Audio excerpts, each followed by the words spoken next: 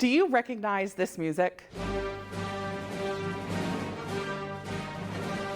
What about this? How about this one?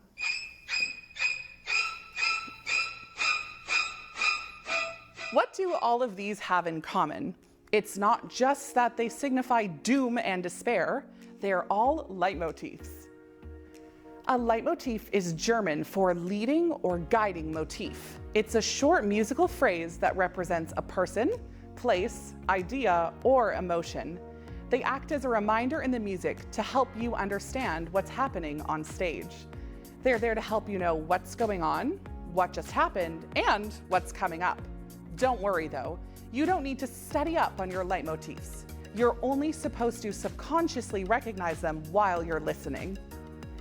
Leitmotifs were popularized by German opera composer Richard Wagner. He believed that music and drama were equally important and wanted to demonstrate the drama both on stage and in the orchestra. To paraphrase Wagner, he didn't want to leave the orchestra as just background music, which is what he thought of other composers' music from his time. Wagner used over 100 leitmotifs in his epic Ring cycle, 4 operas with 16 hours of music about an all-powerful ring that just had to be destroyed or else it would destroy the world. Sound familiar? Let's listen to a few Ring cycle leitmotifs. The first is the motif for the Rhine River's wave.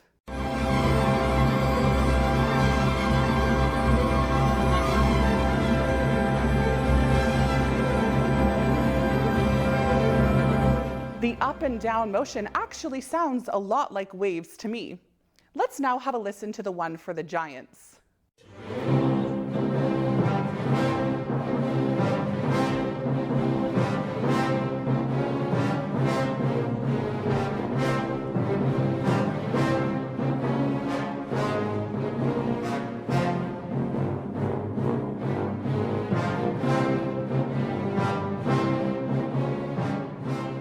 That's one of my favorites. And then we have that theme from Fortnite.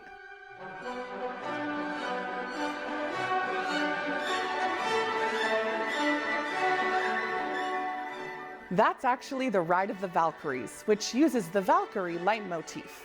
It's used to signify female Valkyrie warriors going to battle.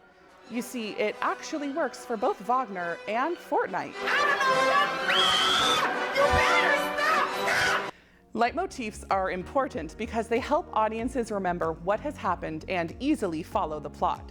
Now, if we're being super specific, leitmotifs are usually only a few notes long, or about 3 to 7 seconds, but they can be extended into full themes, like what we saw with the Ride of the Valkyries.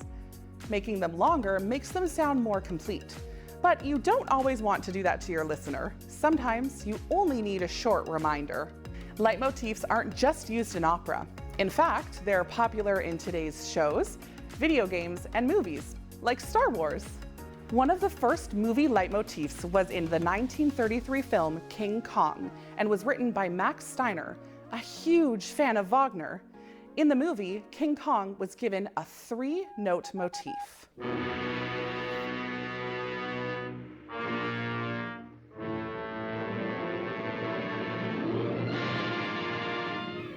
In film, leitmotifs are manipulated to match the action or mood of a scene.